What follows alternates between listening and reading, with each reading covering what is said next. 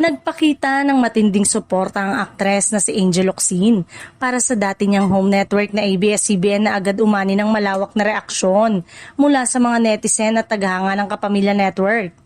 Sa kanyang mensahe, binigyang diin ni Angel na kahit siya ay retired and no longer an employee, ngunit sa kabila nito ay nananatili pa rin ang kanyang puso sa ABS-CBN at handa siyang tumindig para sa tinatawag niyang Kapamilya Family. Dahil dito, mas tumindi ang usap-usapan na mas pinili na niyang umiwas sa aktibong pagpasok sa showbiz. Marami ang nakapansin na sa mga nakaraang taon, bihira na siyang mapanood sa telebisyon o pelikula. Kaya ang kanyang pahayag ay lalo pang nagpatibay sa pananaw ng ilan ay tila mas pinipili niya ang tahimik na pamumuhay sa labas ng spotlight.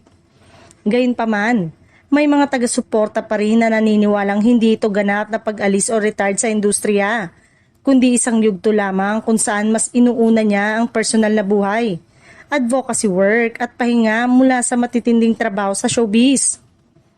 Dahil dito, naging hati ang reaksyon ng publiko. May mga nalungkot sa posibilidad na hindi na siya aktibong babalik sa pag-arte, habang ang iba naman ay buong respeto sa kanyang desisyon at patuloy na nagpapasalamat sa kanyang naging kontribusyon sa industriya. Sa kabila ng lahat ng espekulasyon, nananatiling malinaw na malalim ang ugnayan ni Angel sa ABS-CBN at sa mga taong naging bahagi ng kanyang mahabang karera na patunay ng kanyang matagal na pinagsamahan sa Kapamilya Network.